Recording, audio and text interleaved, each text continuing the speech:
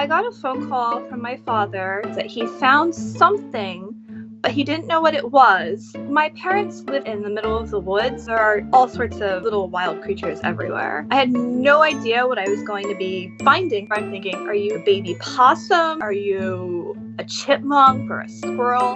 I never thought he would have found something as small as a mouse. She actually looked like a little tiny lima bean. That's how she got her name. I found a kitten milk replacer and then started thinking, how are we going to manage to get this in your mouth? So we got the tiniest of paintbrushes and I put it right in her mouth. As soon as she felt the moisture on her lips, she opened her mouth and started sucking off the brush. As soon as she was done, I'd just dip it again and put it back in her mouth. And after her little belly was full, I put her in a tiny box to bring her back to my house. And then had to wake up every 2 hours to feed her through the night. I got her a stuffed mouse, something like fuzzy and warm so she wouldn't feel so alone. The scariest part was just hoping I was doing the right thing, because a lot of times there'll be a reason a mother abandons its baby. The worry was, is something wrong with me? But she's all healthy now.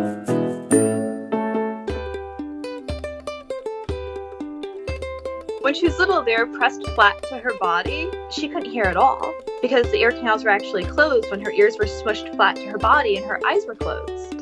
So I think one of the most exciting days were when her ears finally popped up and opened. Her eyes opened around the same time so she could finally see and hear me, and it was kind of like we met all over again. She has these huge ears now. She's very inquisitive. If you put something in with her, she loves to just sniff it and climb all around it. It's hard to get pictures of her because as soon as I put her down, she starts to come towards the camera. She just wants to snuggle and be with you. Just a big sweetheart. Bean's probably tripled in size. I think she'll double in size from where she is now, and her gray coat will turn brown. So very slowly I'm starting to see the little brown flecks. She started eating seeds, so she's completely off of her milk right now. I was so scared we'd never reach that point. It's just really exciting to see her doing so well.